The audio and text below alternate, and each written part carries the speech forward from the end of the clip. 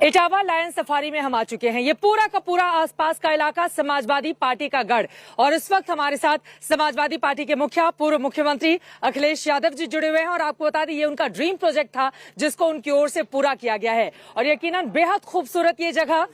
लेकिन इस जगह के जरिए क्या बड़ा संदेश देने की कोशिश की जा रही है। और थोड़ा आगे चलेंगे अखिलेश जी। हम सब ने देखा कि रथ यात्रा किस तरह से आपकी चल रही है, लेकिन अब आपकी साइकिल पर सवारी 2012 में इसी साइकिल पर सवार होकर आपने प्रचंड बहुमत की सरकार बनाई थी। 22 में 22 किल, कितनी तेजी से दौड़ रही है आपकी साइकिल? अभी तक जितने कार्यक्रम हुए हैं, मुझे लगता है कि साइकिल की रफ्तार बहुत बड़ी है, और जैसे चुनाव करीब आएगा उत्तर प्रदेश में आप साइकिल की रफ्तार देखेंगे। आज लोग याद कर रहे हैं कि पुरानी सरकार में जो काम हुए थे, स्वास्थ्य के क्षेत्र में जहां पर एम्बुलेंसेस दी गई थी, हॉस्पिटल्स बन रहे थे, मेडिकल कॉलेजेस बन रहे थे, कैंसर इंस्टीट्यूट बन रही थी, एम्स के लिए जगह दी जा रही थी। दूसरा, एजुकेशन के क्षेत्र में जो बदलाव लाने की कोशिश की गई थी, चाहे प्राइमरी हो, सेकेंडरी हो, हायर एजुकेशन हो, उसमें भी लगातार काम चल रहा था। पुलिस को लेकर के स्ट्रक्चरल चेंज क्या ला सकते हैं कि पुलिस का एक रिस्पांस सिस्टम बेटर कैसे हो।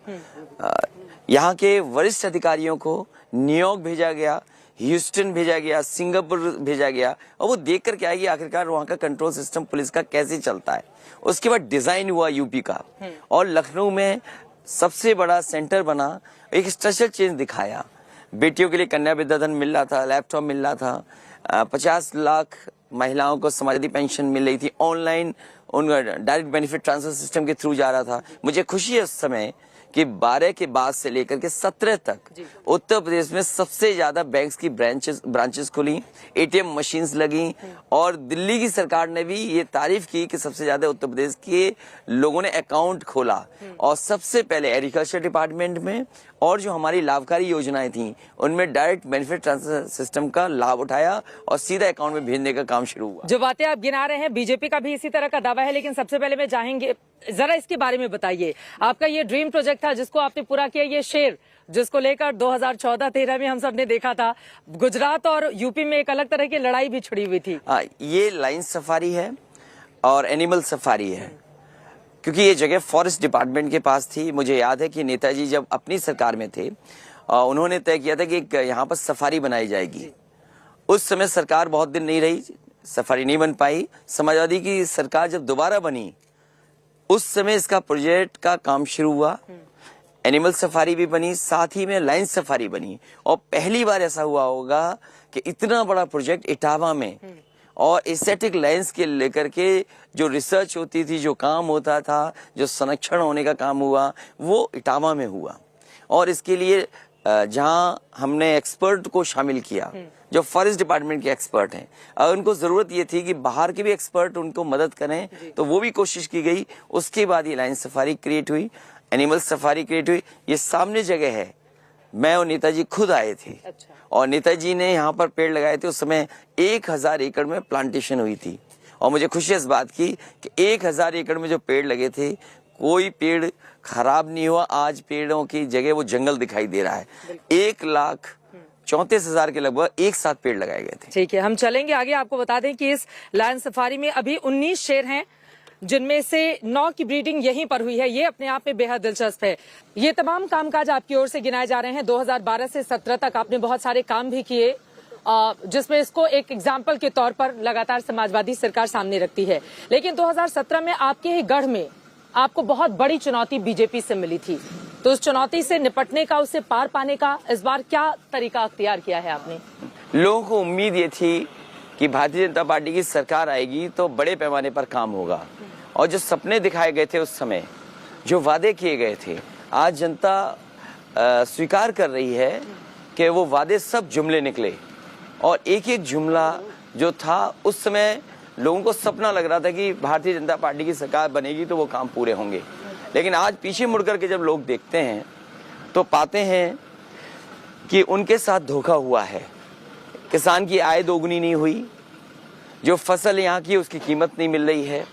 बड़े पैमाने पे नौजवानों को नौकरी और रोजगार की बात की गई थी, आज उन्हें नौकरी और रोजगार नहीं मिल रहे हैं। जिस तरह महंगाई बढ़ी है, महंगाई का कोई जवाब सरकार के पास नहीं है।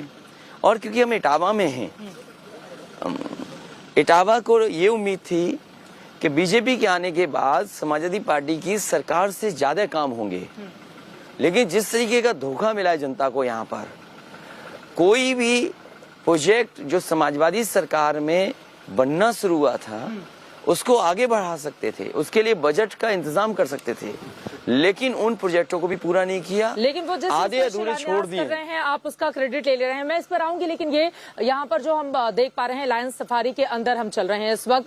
स्पेनिश टीम आपने बुलाई थी, विदेशों से टीम ने आकर इसको बनाया था, जरा उसके बारे में बताइए किस तरह से आप उनके संपर्क में आए और इस पूरे इलाके को डेवलप किया गया? क्योंकि इसको थीम देना था, तो उस समय जो कॉन्ट्रैक्टर थे उन्होंने कोई एक स्कल्पचर था जो इस तरह का काम करते हैं, जो थीम के लिए काम करते हैं, उसको लेकर के आए थे। और इत्तेफाक से जो काम करने वाला बंदा था वो स्पेन का था और दिल्ली में कई काम उन्होंने किए थे। अच्छा। तो उसके बाद यहाँ पर अधिकारियों ने फैसला लिया कि इसको एक थीम दिया जाएगा, और क्योंकि ये लाइन सफारी और एनिमल सफारी बन रही है और इसका इम्प्रेशन जो हो वो इम्प्रेशन कम से कम लोगों के दिमाग और दिल दिमाग में ये जाए कि जब बनकर के तैयार हो तो लोगों को लगे कि हाँ ये एनिमल से जुड़ी हो और इंडियन आर्किटेक्चर और इंडियन कुछ चीज़ों से मिलता जुलता हो। तो उसने रिसर्च कर करके और ये इस तरह का डिज़ाइन किया है कि जब आप यहाँ आते हैं तो लगता है कि न जाने कितने साल पुरानी चीज़ ये बनी हुई है। और हालांकि ये बनी सब नई चीज़ है, ये सब आरसीसी पे उसने काम किया है, और ये आरसीसी को जो काटने का काम हुआ है वो किसी छेनी हथौड़े से नहीं काटा गया, वो पानी जो पानी था उससे पानी से काट करके डिजाइन लाने का काम किया। पानी से काट कर इसको डिजाइन किया गया है। जो डिजाइन हुई है हाँ। वो कारीगर जो लोग हैं वो इसको जानते हैं, और जो लाइन या काटने का काम हुआ है, इस शेप देने का जो काम हुआ है वो हुआ है पानी के को लेकर, जो प्रेशर से पानी डालते हैं उससे उसने डिजाइन किया ये सब। ठीक है। बीजेपी एक विकास मॉडल के तौर पर वाराणसी को आगे रख रही है। उसने बताया कि देखिए बनारस में हमने कितना विकास कर दिया है। अगर अखिलेश यादव को एग्जाम्पल के तौर पर कुछ रखना हो देश के सामने तो क्या गिनाएंगे आप? मैं ये कह सकता हूँ पूरे प्रदेश में जो समाजवादी पार्टी की सरकार में काम हुआ है उसके बारे में मैं बता सकता हूँ। बलिया में बिहार को जोड़ने के लिए सबसे बड़ा पुल बना है। बलिया में स्पोर्ट्स यूनिवर्सिटी दी थी। बलिया में चंद्रशेखर जी के नाम पर यूनिवर्सिटी बनाने का काम किया था। गाजीपुर को हाईवे दिया है, पूर्वांचल एक्सप्रेसवे दिया है, वहाँ पर मंडी बननी थी। गाजीपुर शहर को अर्बन प्लानिंग के तहत वहाँ की बिजली अंडरग्राउंड हो जाए, वहाँ की सड़कें बेहतर हो जाए, वो काम दिया है। वाराणसी में वर्णा नदी पर काम दिया। जौनपुर में मेडिकल कॉलेज दिया। आजमगढ़ में मेडिकल कॉलेज दिया। एग्रीकल्चर के लिए कॉलेज दिए। वहाँ पर तमाम फोर लेनिंग सड़कों को जोड़ने का काम हुआ। आजमगढ़ से मऊ फोर लेन सड़क बनाई गई। आजमगढ़ से जौनपुर फोर लेन सड़क बनाई गई। आजमगढ़ से इलाहाबाद फोर लेन सड़क बनाई गई। अगर आप प्रतापगढ़ में आते हैं तो कई ट्रामा सेंटर दिए हैं। पूरा पूर्वांचल गिना रहे हैं आप, और पूर्वांचल पर ही सबसे ज्यादा फोकस है बीजेपी का। इलाहाबाद से कौसाम्बी बनाई है। हाँ। आपके जो गोरखपुर में जू बना है वो मायावती जी के समय पर शुरू हुआ था, और उसका बजट देने का काम समाजवादी सरकार में हुआ है। जू दिया वहाँ पर। तालाब की शुरुआत क्योंकि केंद्र सरकार में काम शुरू हुआ था, उस काम को अगर किसी ने बढ़ाया तो समाजवादी सरकार में बढ़ा है। जू में जो शेर गए और शेरों को रख रखाव का इंतजाम किया गया था वो यहीं पर किया गया था, इटावा में। इसके बाद गोरखपुर में शिफ्ट किए गए थे वो शेरों को लेकर भी। तो अलग तरह का अयोध्या में आ जाऊं। अयोध्या अम्बेडकर नगर में एनटीपीसी का 660 सुपर क्रिटिकल थर्मल प्लांट लगाया है। बुनकरों को फिक्स रेट बिजली मिलती थी। इतने सारे काम आप गिना रहे हैं, मतलब एक सांस में पूरा का पूरा काम आप गिनाते जा रहे हैं। लेकिन ये बताइए, हनुमान जी के मंदिर में जाकर फिर खुद को भी धार्मिक बताने की क्या जरूरत है? हनुमान जी के मंदिर में जाते हैं, पूजा करते हैं और फोटो ट्वीट करते हैं बजरंगबली के आशीर्वाद लेते हैं। क्योंकि जिस समय मैं रथ यात्रा शुरू कर रहा था रायबरेली में, उस मंदिर के पुजारी बाहर आ गए और उन्होंने जिद की इस बात की कि मंदिर में आए। तो जब पुजारी अगर बुला रहे हो तो आप मना नहीं कर सकते। तो मैं गया मंदिर में और भगवान और बजरंगबली जी का आशीर्वाद लिया, और फिर मैंने रायबरेली की यात्रा शुरू की। अच्छा, मतलब उसका डायरेक्टली राजनीति और धर्म का कोई लेना देना नहीं है, पंडित जी ने बुलाया तो आप दर्शन करने के लिए पुजारी पहुंच गए थे, वहां उन्होंने पर। बुलाया। और ये कोई पहली बार पूजा नहीं कर रहा हूँ। पूजा हमारे व्यक्तिगत आस्था का सवाल है। मैं घर में क्या पूजा करता हूँ, कोई क्या पूजा करता है, किस भगवान को पूजता है, कौन किस देवी की व्रत रखता है, ये सबका व्यक्तिगत है। लेकिन पॉलिटिक्स में सड़क अच्छी बनेगी कि नहीं बनेगी, मेडिकल कॉलेजेस बनेंगे कि नहीं बनेंगे, ये बड़े सवाल हैं। अभी ऐश्वर्या राय बच्चन से ईडी ने लंबी चौड़ी पूछताछ की है। जया बच्चन जी से इसके बारे में जब सवाल पूछा गया तो उन्होंने कहा यूपी हार रहे हैं। तो यूपी का कुछ कनेक्शन है क्या ऐश्वर्या राय बच्चन से ईडी की इतनी लंबी चौड़ी पूछताछ? देखिए, ये बदनाम करने के लिए, और अगर कोई जांच करनी थी तो चुनाव से पहले क्यों नहीं की गई? ये जो एजेंसीज हैं, क्या ये पहले एजेंसीज नहीं जांच कर सकती थी? क्या नोटिस नहीं भेज सकते थे? इन्होंने यूपी नोटिस चुनाव क्यों से नहीं भेजे? कनेक्शन है ऐश्वर्या से जो पूछताछ चली है, आप सीधे तौर पर तो यही बोल रहे हैं। देखिए, जया बच्चन ने अगर जो बातें कही। जया बच्चन जी ने कहा है कि हाँ यूपी के चुनाव को लेकर के कनेक्शन है, तो मैं स्वीकार करता हूँ कि जया बच्चन जी ने कहा हुआ ठीक ही कहा उन्होंने। इस और वजह फिर से ऐश्वर्या से पूछताछ की जा रही है। सरकार कुछ भी कर सकती है। सरकार किसी को भी परेशान करने के लिए कभी भी ये इन एजेंसीज को भेजा जा सकता है। क्या उन्होंने मेरे ऑफिस में जो चाय का इंतजाम करता है, जो औरों के वर्कर्स को लेकर के जिनकी मदद करने का या इलाज कराने का काम करता है, हर पॉलिटिकल नेता के पास ऐसे कई लोग ऑफिस में काम करते हैं कि जो समय आने पर कि कोई वर्कर है जिसका इलाज कराना है, वो लोग बोल रहे हैं रूटीन का काम है। इस पर इतनी ज्यादा बेचैनी क्यों है? चोर नहीं, की दाढ़ी रूटीन में का काम तिनका, था। चोर की ये दाढ़ी बोल रहे हैं मुख्यमंत्री योगी तो आदित्यनाथ। मैं कहूंगा मुख्यमंत्री जी ये बताएं कि गोरखपुर में दुकानें जो गिराई गई, उस जमीन पर मुआवजा कितना उठाया है मुख्यमंत्री जी ने? और मुख्यमंत्री जी ये बताएं कहाँ की दुकानें? वहां पर मंदिर के परिसर के आसपास दुकानें थी, सड़क चौड़ी होने के लिए। उसका तो आप वाहवाही लूट रहे हैं कि सड़क चौड़ी करने के लिए हमने दुकानें गिरवा दी। क्या आपने मुआवजा नहीं लिया? सरकार ये बताए कि मुआवजा कितना लिया है। मुख्यमंत्री जी बताएं उन दुकानों को गिराने के बाद जमीन का मुआवजा मुख्यमंत्री जी ने कितना लिया है? और जो यूनिवर्सिटी बनी है, क्या मुख्यमंत्री जी बताएंगे कि क्या वो वेटलैंड नहीं थी, वो तालाब नहीं था? क्या जबरदस्ती वहां पर किसानों से नहीं लिखवाई गई जमीन यूनिवर्सिटी को लेकर के? ये सच्चाई कौन बताएगा? ठीक है। क्यों? और क्योंकि वो ऑफिस में काम करता है, हाँ। समाजवादी पार्टी के कार्यालय में काम करता है, समाजवादी पार्टी का रथ ना चले, लोग परेशानी में चले जाएं, बदनामी हो जनता के बीच में, इसलिए उन्होंने जानबूझ करके ये छापा और इस तरह का काम किया है। ठीक है, मेरे दो जल्दी अब हम अपने कार्यक्रम के आखिरी दौर में है, इसलिए पूछ लेती हूँ। असदुद्दीन ओवैसी ने कहा है कि मुसलमानों को हमेशा वोट बैंक की तरह इस्तेमाल किया गया। 19% वाले यूपी वाले आबादी में आखिर मुख्यमंत्री मुसलमान क्यों नहीं बन सकता? और वो अपनी पार्टी को जोर शोर से आगे बढ़ाने में लगे हुए हैं। देखिए, वो क्या कह रहे हैं, यूपी में क्या करना चाहते हैं, मैं उसके बारे में कुछ नहीं कह सकता हूँ। लेकिन उनके दल से समाजवादी पार्टी का कोई अलायंस नहीं होने जा रहा है। और जहां तक अल्पसंख्यक खासकर मुख्यमंत्री का दांव चल रहे हैं, खासकर अल्पसंख्यक और मुसलमान भाइयों के बीच में काम करने की बात है, समाजवादी पार्टी और देश की जितनी भी योजनाएं, उनको पूरी तरीके से अच्छी तरीके से लागू करने का काम समाजी सरकार में होगा। ठीक है। इधर दूसरी तरफ चूंकि हम आप ही के गढ़ में हैं और मुझसे बातचीत करते समय आपके चाचा की ओर से कहा गया कि अब अखिलेश यादव ही हमारे नेता हैं, तो शिवपाल यादव जी के ऊपर 5 सालों के बाद कौन सा जादू किया आपने, जिसके बाद अब नेताजी के बाद, मुलायम सिंह यादव के बाद वो कह रहे हैं कि अखिलेश यादव ही हमारे नेता हैं? मुझे खुशी है इस बात की कि चाचा अब साथ आ गए हैं और उनका दल और उनके दल के नेता समर्थन दे रहे हैं। चाचा से दिल मिले आपके? क्योंकि चाचा हैं। हाँ। और उनका कभी भी अगर सम्मान करने का आमना सामना हुआ होगा तो मैंने सम्मान उसी तरह दिया जिस तरीके से सम्मान दिया जाता है। उन्होंने कहा ट्रेनिंग उन्होंने ही दी है आपको? जी ठीक बात है, वो सही कह रहे हैं, क्योंकि ट्रेनिंग के साथ साथ जिस समय मैं पढ़ाई कर रहा था, नेताजी के अलावा और परिवार के सदस्य हैं वो देखते थे और चाचा देखते थे कि पढ़ाई में कोई कमी तो नहीं है, या जब मिलने जाना पड़ता था हॉस्टल में तो वही लोग आते थे। लेकिन सवाल वो नहीं था, सवाल उस समय परिस्थितियां थी। शिवपाल जी की पार्टी को मैंने ये कहा कि हम कोशिश करेंगे, ज्यादा से ज्यादा लोगों को एडजस्ट कर लेंगे।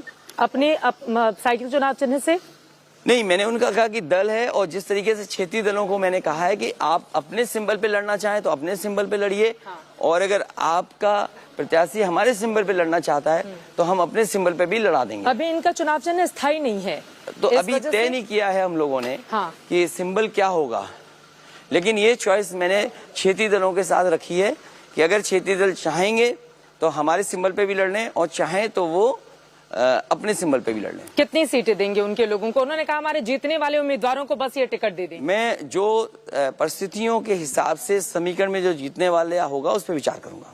अभी कोई विचार नहीं है उस पर? नहीं, विचार किया है। शिवपाल जी से ये नहीं कहा कि क्यों अलग पार्टी है आपकी, आ जाइए समाजवादी पार्टी में, ऐसी कोई बात नहीं? क्योंकि ये बात जरूर हुई है, लेकिन मैंने कोशिश की है कि किसी पार्टी का विलय नहीं करूंगा, क्योंकि क्षेत्रीय दल हैं, उनकी एक अपनी पहचान है, उनका एक संगठन है, उन संगठन के लोगों को फिर एडजस्ट करना पड़ेगा। विलय का मतलब ये होता है कि जो संगठन में दूसरे में, उस संगठन को भी साथ लेना पड़ेगा। तो इसलिए किसी भी क्षेत्रीय पार्टी का अगर संगठन है तो संगठन को मैंने नहीं छुआ। अगर उनका चुनाव चिन्ह आवंटित नहीं हो पाता है स्थायी तौर पर, तो सारे लोग उनके साइकिल पर ही, खुद शिवपाल यादव जी भी साइकिल चुनाव चिन्ह से मैं इस बात पे नहीं कुछ कह सकता, क्योंकि जो चाहेंगे वो सिंबल, उस सिंबल पे वो चुनाव लड़ें। और क्षेत्रीय दल अगर आप चाहते हैं कि अपने सिंबल पे लड़ें चुनाव, तो मैंने कहा अपने चुनाव सिंबल पे लड़िए। अगर क्षेत्रीय दल चाहेंगे कि हमारे सिंबल पे चुनाव लड़ें, पार्टी के सिंबल पे लड़ें, तो मैं पार्टी के सिंबल पे लड़ाऊंगा। जयंत चौधरी जी को कितनी सीटें दी, उसको लेकर अलग अलग कयास चल रहे हैं, कितनी सीटें दे दी? जयंत जी से जो बात हुई, जब सीटें लगभग फाइनल हो गई, उसके बाद ही गठबंधन तय किया। कितनी सीटें फाइनल हुई हैं? अब कुछ तो ब्रेकिंग न्यूज, मतलब हमारे दर्शक आपको सुन रहे हैं, उनके लिए कुछ तो ब्रेकिंग न्यूज देंगे ना? मैं ब्रेकिंग न्यूज यही है कि मैं सम्मान के साथ उनको सीटें दी हैं। ये तो बात आप और जब लोग गठबंधन की सीटें देखेंगे तो सब महसूस करेंगे कि हाँ, ठीक तरीके से सम्मान देकर के उनको साथ लिया है। छोटे छोटे दलों के साथ जितने लोगों का आपका गठबंधन था, आप खत्म हो गया। हाँ, मेरी शिवपाल जी के साथ ही आपका आखिरी पेंच फंसा हुआ था, वो भी क्योंकि जिन दलों से मैंने गठबंधन किया है, उन दलों से पहले सीटों को लेकर के बातचीत की, क्योंकि हर दल सीट ज्यादा चाहता है। मेरी कोशिश थी कि सीट वही मिले जो जीत सकें वो लोग। तो जब सीट पर लगभग बात तय हो गई है, उसके बाद ही गठबंधन अनाउंस किसी भी दल के साथ किया है। ठीक है, अब हम थोड़ा सा एक दो सवाल आखिरी का ले लेते हैं। आपका पारिवारिक सैफई, इटावा, यहीं पर आपका जन्म हुआ, यहीं पर आपने पढ़ाई लिखाई की और यहीं पर आपकी शादी हुई।